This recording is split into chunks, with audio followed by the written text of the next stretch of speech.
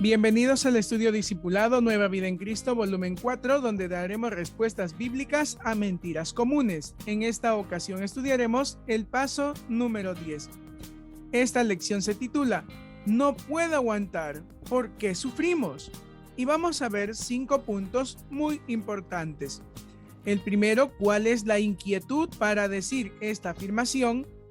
Vamos a conocer en el segundo punto la verdad y en el tercer punto vamos a ver si es que hay un evangelio sin dolor y en el cuarto punto qué quiere lograr Dios con el sufrimiento y finalmente en el quinto punto un resumen acerca de este tema. Pero antes de comenzar vamos a responder a las preguntas de conocimiento previo. Responde verdadero o falso. Si Dios estuviera con nosotros, no pasaríamos por tantos problemas. Dios no quiere que sus hijos sufran. El sufrimiento siempre es causado por su propio pecado o por la falta de fe. Y tercero, una prueba debe ser motivo de regocijo porque nos ayuda a madurar. Responderemos a estas preguntas al final de la lección. Comencemos con el primer punto, la inquietud. Y es que una persona puede decir, ¿dónde está Dios? ¿Merezco esto? Me doy por vencido, ya no puedo aguantar más. Si soy un hijo de Dios, ¿por qué me trata así? ¿Por qué estoy pasando por estas pruebas? ¿Por qué? ¿Por qué? ¿Por qué? ¿Y por qué? Y nos llenamos de preguntas y siempre nos preguntamos el por qué.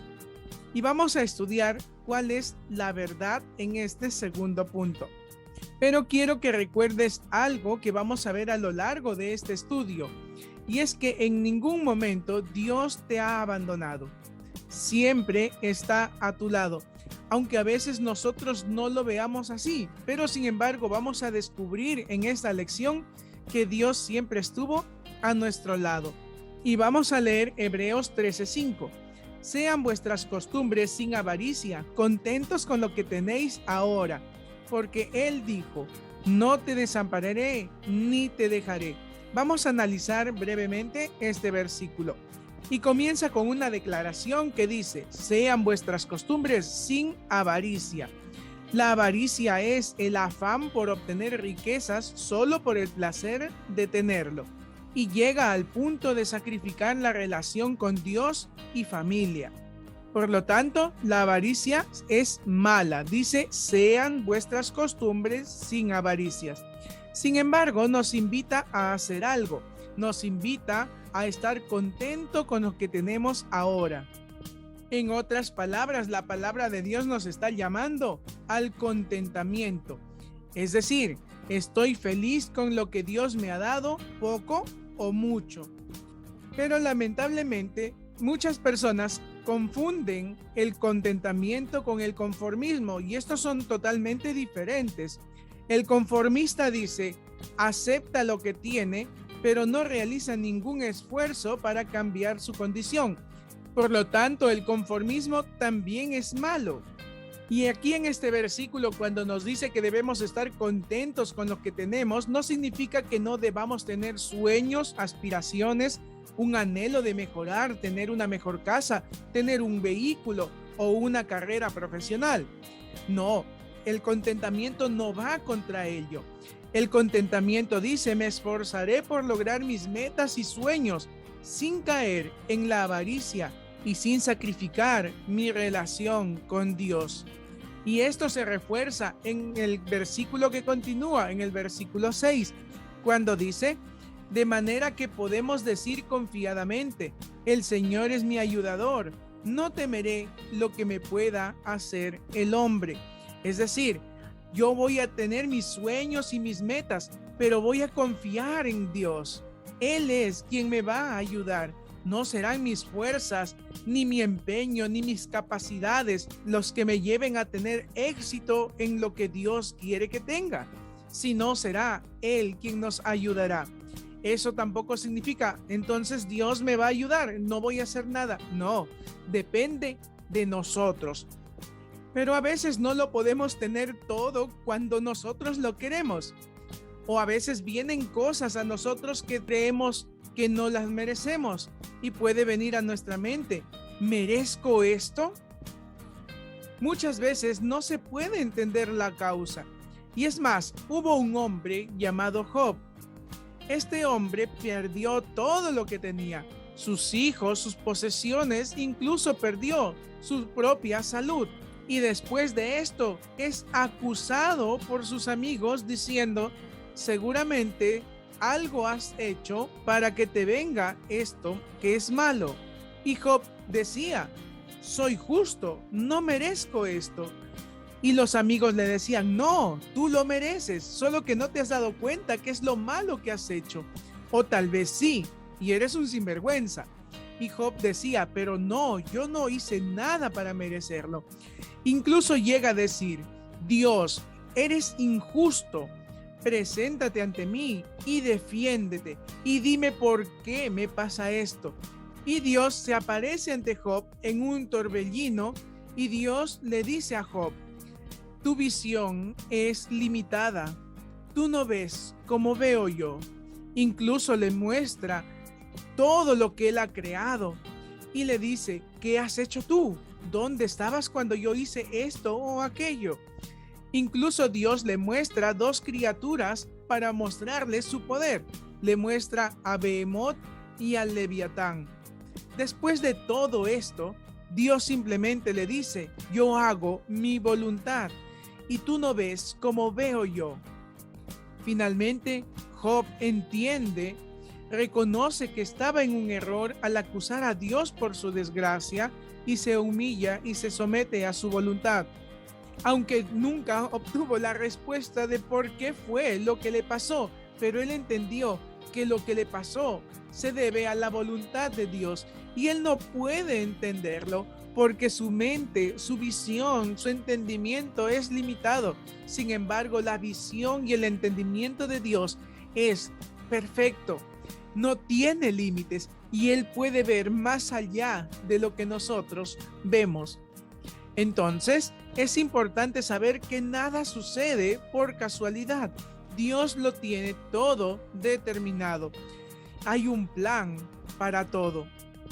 Mientras Jesús caminaba, sus discípulos vieron a un hombre ciego y le dijeron, Señor, ¿quién pecó? ¿Pecó él o pecaron sus padres? Porque ellos creían que el mal que este hombre tenía se debía al pecado. Sin embargo, Jesús le dijo, no pecó él y tampoco pecaron sus padres. Él está así para este momento, es decir, para revelar la gloria de Dios. Romanos 8:28 nos dice, y sabemos que a los que aman a Dios, todas las cosas le ayudan a bien. Todas las cosas, incluso las que nos parecen malas. Aunque nosotros digamos, no, esto no me ayuda para nada. Job en algún momento dice, ¿recibiremos de Dios solamente lo bueno y no lo malo? Y el versículo 29 nos dice, porque a los que antes conoció, también los predestinó, para que fuesen hechos conforme a la imagen de su Hijo, para que Él sea el primogénito entre muchos hermanos. Es decir, todo lo que pasamos, lo bueno, lo malo, se deben a los propósitos de Dios, a la voluntad de Dios. Y debemos aprender a aceptar esa voluntad. Debemos ser obedientes a nuestro Padre. Y en estos dos versículos, la palabra central, el corazón de estos textos es la palabra propósito. Tú y yo tenemos un propósito. Entonces te preguntarás, ¿por qué sufrimos? No es importante saber por qué. Es importante saber cómo responder al sufrimiento. Cuando algo malo sucede, hay dos opciones: deprimirse, enojarse y quejarse, o tomarlo como una escuela para formar su carácter. Primera de Pedro 5:10 dice, mas el Dios de toda gracia que nos llamó a su gloria eterna en Jesucristo, después que hayáis padecido un poco de tiempo, Él mismo os perfeccione, afirme, fortalezca y establezca. Y claramente en este versículo dice que nosotros vamos a padecer. Jesucristo mismo lo dijo, yo he venido a traer espada, es decir, aflicción, a poner enemistad. Y claro que va a haber aflicción y enemistad, porque la luz y las tinieblas no tienen ninguna relación.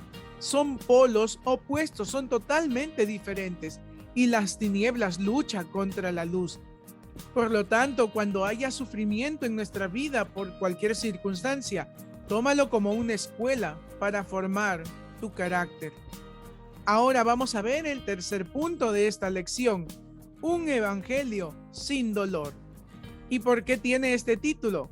Bueno, porque en la actualidad muchos predicadores hablan de que la voluntad de Dios es que sus hijos nunca sufran. Dicen que si sufren es causa de su pecado o falta de fe, y que por lo tanto deben confiar en Dios trayendo dinero o haciendo obras. En otras palabras, proclaman un evangelio fácil, sin dolor, y esto está mal. ¿Qué dice la Biblia acerca de estos temas? Dice que todos sufrimos, aún los justos, y que no es necesariamente este sufrimiento el resultado de la ira de Dios. No debemos extrañarnos cuando sufrimos, es normal. ¿Y por qué es normal? Porque vivimos en un mundo caído, en un mundo malvado, en un mundo gobernado por Satanás.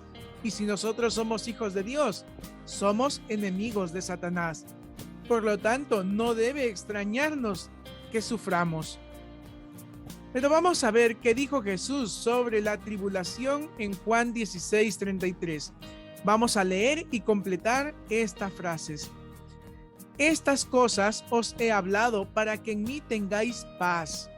En el mundo tendréis aflicción, pero confiad, yo he vencido al mundo. ¿Para qué habló Jesús? Ha hablado para que tengamos paz. Eso significa que hay un estado de guerra, de lucha constante. Y así es. Jesús mismo dijo que en el mundo tendremos aflicción, tendremos luchas, tendremos dificultades, pero sin embargo debemos confiar porque Él ha vencido al mundo. Aunque ahora no lo veamos, aunque ahora veamos que todo viene sobre nosotros, que los problemas nos siguen y nos persiguen y nos sofocan, pero debemos confiar que Él lo ha vencido. Y un día Él establecerá su reino y nada, ni siquiera una partícula de pecado entrará en ese reino perfecto que Él ha preparado. Y esa debe ser nuestra esperanza, que un día estaremos con Él y donde no habrá ni una sombra de pecado. Así que debemos confiar, y aflicciones, tribulaciones van a haber, y muchas a lo largo de toda nuestra vida cristiana. Y vamos a analizar un poco más este versículo, cuando nos dice que en Él tendremos paz. Y la palabra paz viene de la palabra griega eirene. Y esta palabra tiene su origen en la palabra eiro. Y eiro significa unir. En otras palabras, la verdadera paz solo se encuentra cuando estamos unidos a Cristo. Es decir, nuestro gozo y paz no están sujetos a las circunstancias.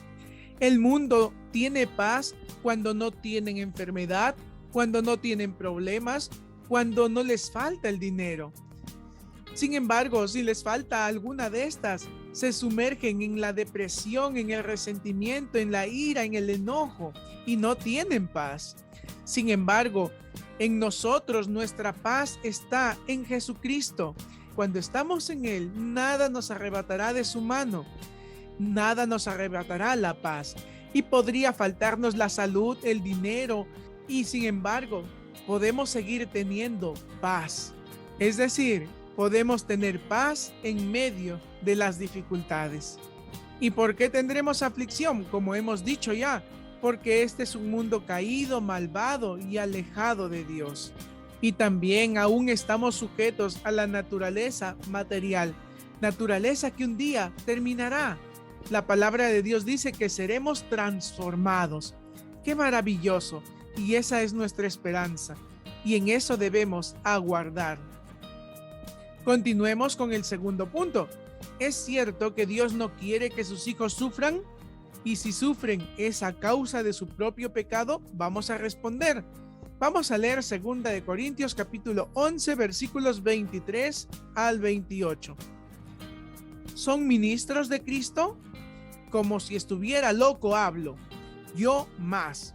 En trabajos más abundante, en azotes sin número, en cárceles más, en peligros de muerte muchas veces. De los judíos 5 veces he recibido 40 azotes menos 1, es decir, 39. 3 veces he sido azotado con vara, 1 vez apedreado, 3 veces he padecido naufragio, 1 noche y 1 día he estado como un náufrago en el mar. En caminos muchas veces, en peligros de ríos, peligros de ladrones, peligros de los de mi nación, peligros de los gentiles, peligros en la ciudad, peligros en el desierto, peligros en el mar, peligros entre falsos hermanos, en trabajos y fatiga, en muchos desvelos, en hambre y sed, en muchos ayunos, en frío y en desnudez. Y además en otras cosas, lo que sobre mí se agolpa cada día, la preocupación por todas las iglesias. Imagínate la euforia con la que Pablo recitaba estas palabras y nos preguntamos, ¿por qué sufría Pablo?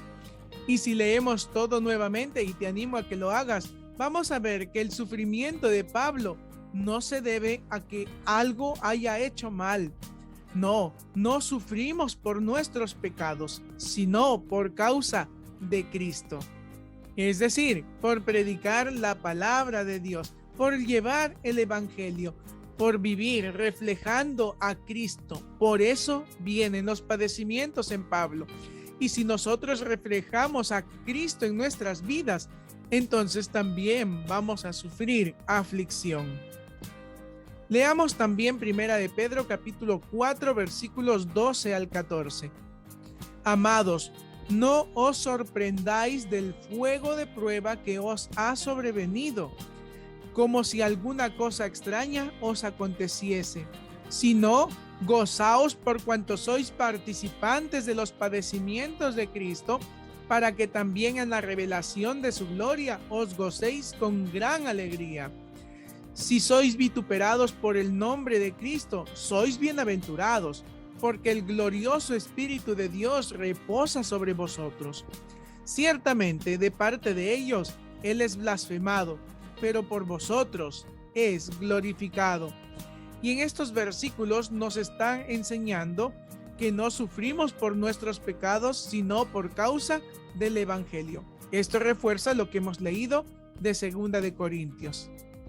Y más específicamente el versículo 14 nos dice que hay veces que sufrimos simplemente por el hecho de ser cristianos. Y te pregunto, ¿has sufrido en alguna ocasión por ser cristiano? Si es así, compártelo en los comentarios de este video. Continuemos nuestro estudio. ¿Cómo debe responder al sufrimiento? Apunte las 2 cosas mencionadas en 1 de Pedro 4:19.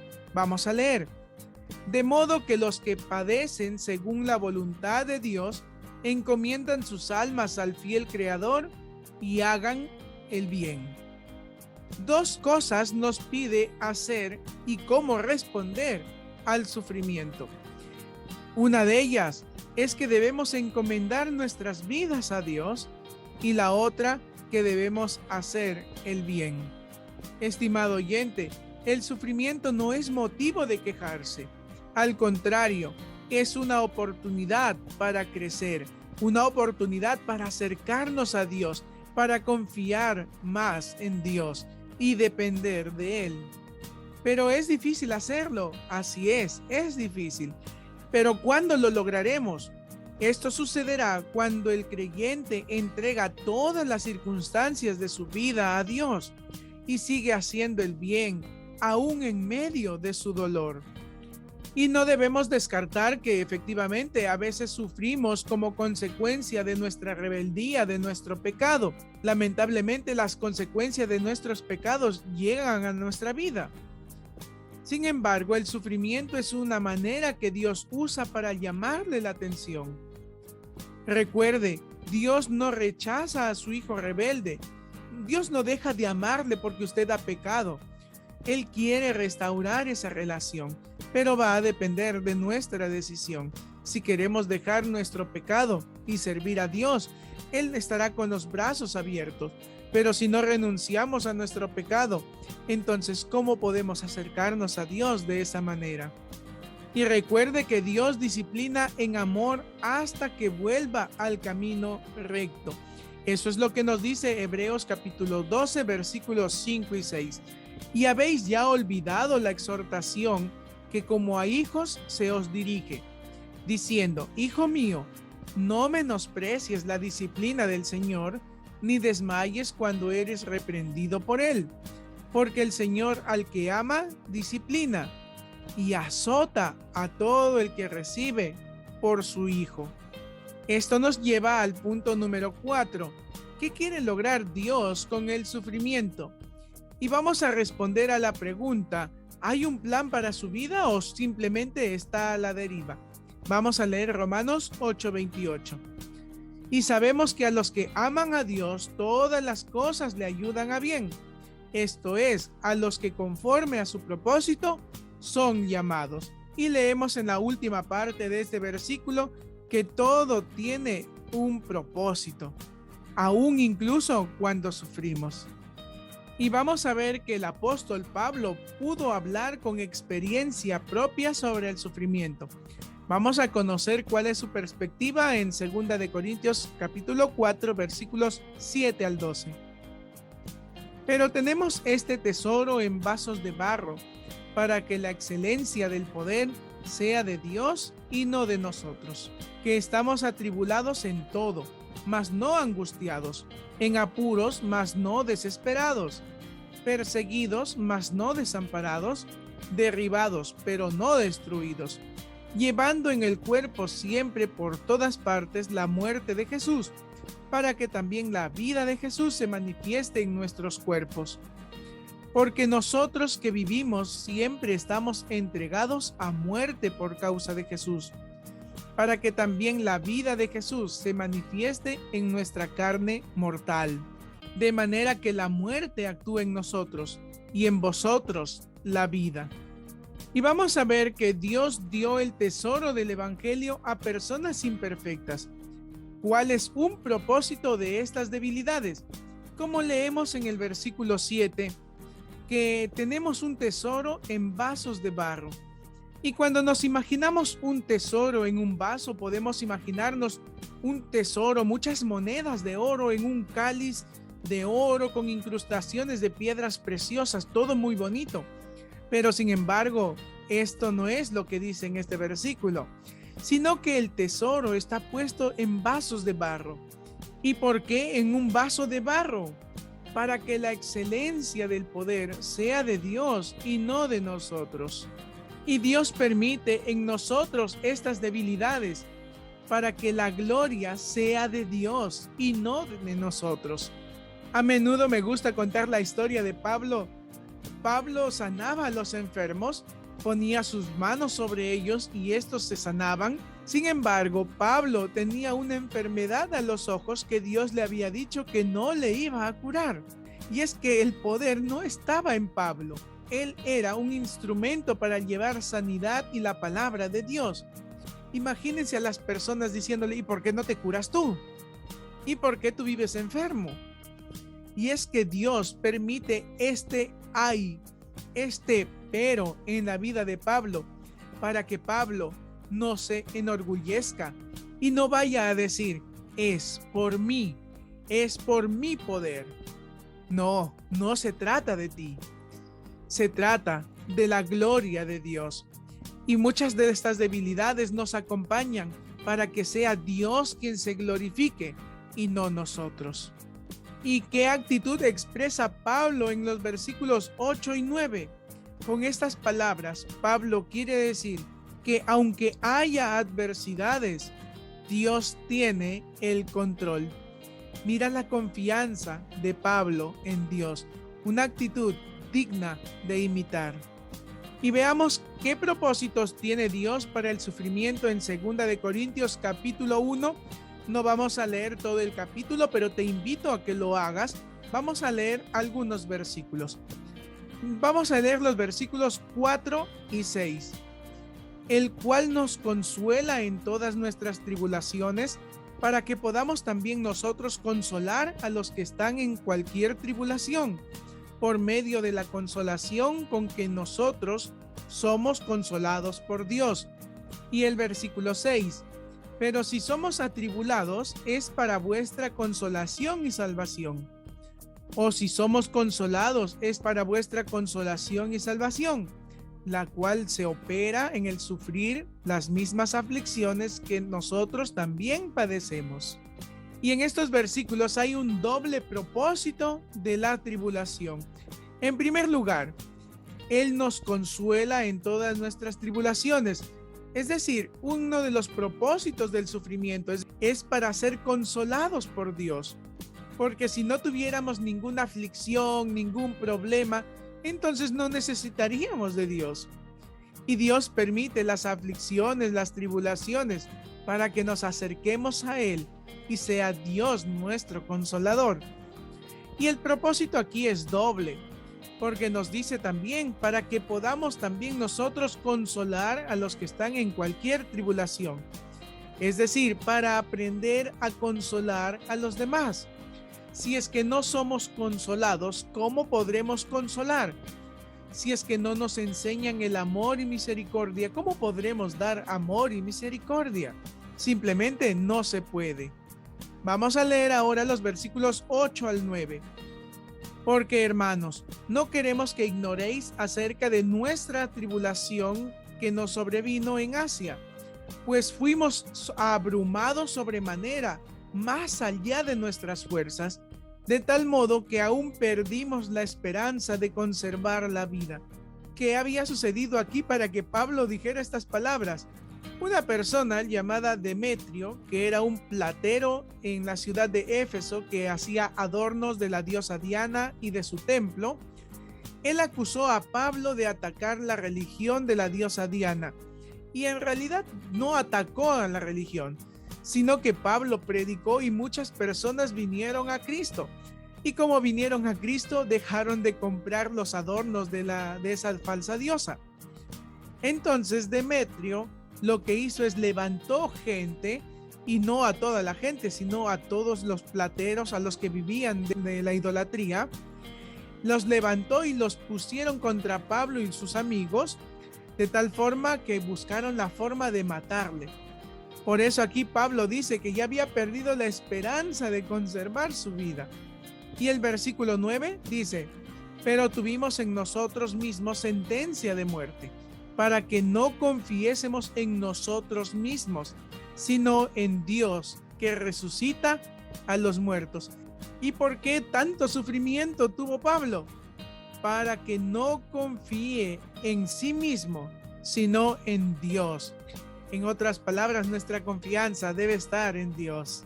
Y estos son los propósitos del sufrimiento. Algunos dicen, si Dios estuviera conmigo, no hubiera pasado esto.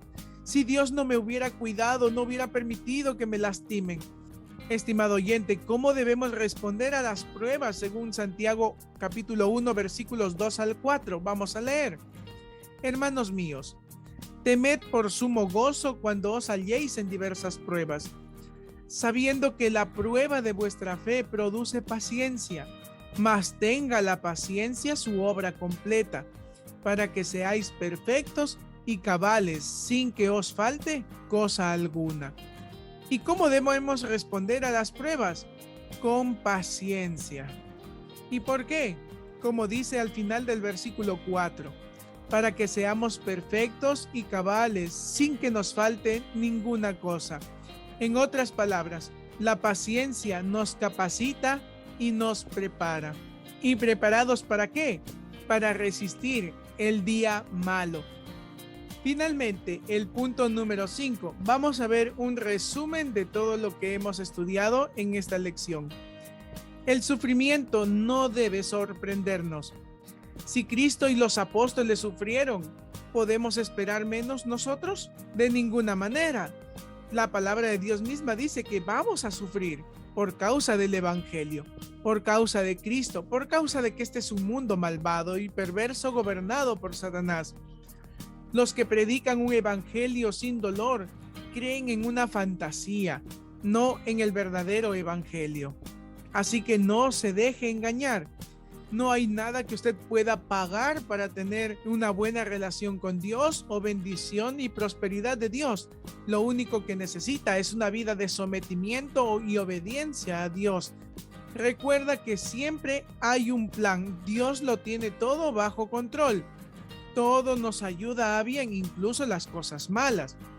Dios no nos abandona nunca. Estamos en apuros, mas no desesperados. Perseguidos, mas no desamparados, decía su palabra. Así que debemos aprender a confiar en el plan de Dios para nuestras vidas. El sufrimiento es la escuela de solidaridad y compasión, porque el mundo está lleno de gente que sufre. Pero ¿quién les va a consolar? Los que hemos pasado por pruebas estamos preparados para consolar a otros. Nosotros que conocemos el Evangelio de salvación, conocemos el Evangelio de la vida eterna, debemos aprender a consolar y a enseñar a aquellos que no conocen del Evangelio y no tienen vida eterna. El sufrimiento nos enseña a depender de Dios y no de nosotros mismos. Debemos dejar todo en las manos de Dios. Adicionalmente, el sufrimiento es una oportunidad para crecer. Nos perfecciona el sufrimiento. Las pruebas nos enseñan cosas que no aprenderíamos de otra manera. No hay forma de acercarnos corriendo a Dios si es que no estamos en un momento terrible. Un niño no correrá detrás de su padre a abrazarlo si es que no se encuentra ante un peligro. Por lo tanto, Dios muchas veces permite el sufrimiento en nuestra vida para que corramos y vayamos a Él y no a nuestras propias fuerzas. Además, el sufrimiento puede ser una llamada de Dios para examinar su vida y arrepentirse. Por eso debemos estar siempre mirando nuestra vida con la palabra de Dios. Y también nuestra reacción a las pruebas determina si nos edificamos o nos hundimos en resentimiento, depresión y tristeza. Ahora vamos a responder a las preguntas de conocimiento previo. Si Dios estuviera con nosotros, ¿no pasaríamos por tantos problemas? Falso. Siempre va a haber aflicción. Jesús mismo dijo que vamos a pasar aflicción. Dios no quiere que sus hijos sufran. El sufrimiento siempre es causado por su propio pecado o por la falta de fe. Esto es falso. Aunque Dios no quiere que nosotros suframos, aún vivimos en un mundo de sufrimiento, en un mundo donde hay necesidades, odio, rencor y sobre todas cosas que nadie quiere buscar a Cristo. Pero el sufrimiento no siempre es causado por nuestro pecado. A veces viene de la confrontación de nosotros con el mundo. ¿Una prueba debe ser motivo de regocijo porque nos ayuda a madurar? Claro que sí. Pablo mismo dijo: hermanos, gozaos cuando se halléis en diversas pruebas, porque la prueba va a producir finalmente paciencia. Finalmente, para crecer espiritualmente, no olvides memorizar Juan 16:33. También lee Josué capítulo 8 al 14, recuerda, un capítulo por día. Y te animo a que ores para que Dios haga su obra en tu vida. Gracias por escuchar esta lección. No olvides suscribirte al canal y compartirlo con todos tus contactos. Será hasta la próxima oportunidad. Hasta luego.